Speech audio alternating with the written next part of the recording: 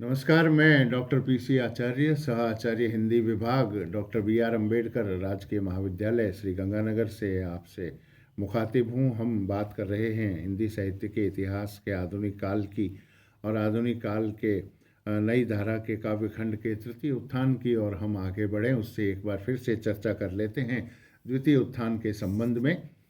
द्वितीय उत्थान के भीतर हम ये चर्चा कर चुके हैं कि किस प्रकार काव्य क्षेत्र का विस्तार बढ़ा, बहुत से नए नए विषय लिए गए और बहुत से कवि कवित्व सवैया लिखने से बाज आकर संस्कृत के अनेक वृत्तों में रचना करने लगे। रचनाएं चाहे अधिकतर साधारण गद्य निबंधों के रूप में ही हुई हों, पर प्रवृत्ति अनेक विषयों की ओर रही, इसमें संदेह नहीं।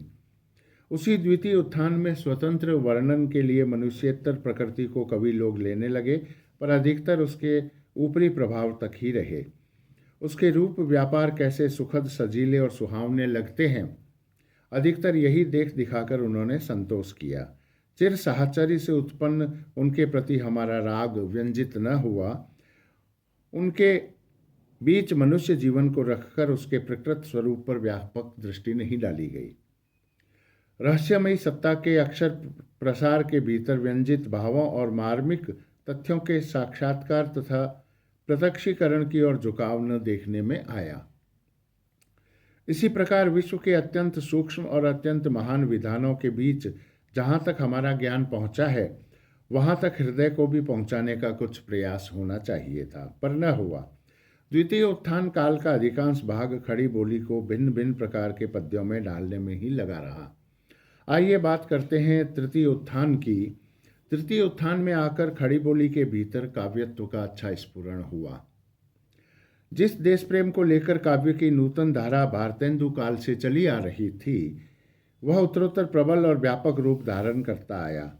शासनकाल की अव्यवस्था और अशांति के उपरांत अंग्रेजों के शांतिमय और रक्षापूर्ण शासन के प्रति कृतज्ञता का भाव भारतेंदु काल में बना हुआ था। इससे उस समय की देशभक्ति संबंधी कविताओं में राजभक्ति का स्वर भी प्राय मिला पाया जाता है। देश की दुख दशा का प्रधान कारण राजनीतिक समझते हुए भी उस दुख दशा से उद्धार के लिए कवि लोग दयामय भगवान को ही पुकारते मिलते हैं। कहीं कहीं उद्योग धंधों को न बढ़ाने, आलस्य में पड़े रहने और देश की बनी वस्तुओं का व्यवहार न करने के लिए वे देशवासियों को कोसते भी पाए जाते हैं। सरकार पर रोष या असंतोष की व्यंजना उनमें नहीं मिलती। कांग्रेस की प्रतिष्ठा होने के उपरांत भी बहुत दिनों तक देशभक्ति की वाणी में विशेष बल और वेग न दिखाई पड़ा। बात यह थी कि राजनीति की लंबी चौड़ी चर्चा भर साल में एक बार धूमधाम के साथ बड़े से शिक्षित बड़े आदमियों के बीच हो जाया करती थी, जिसका कोई स्थायी और क्रियोत्पादक प्रभाव नहीं देखने में आता था। अतः द्विवेदी काल की देशभक्ति संबंधी रचनाओं में शासन पद्धति के प्रति असंतोष तो व्यंजित होता था, पर कर्म में तत्पर कराने वाला, आत्मत्याग कराने वाला जोश और उत्साह न था।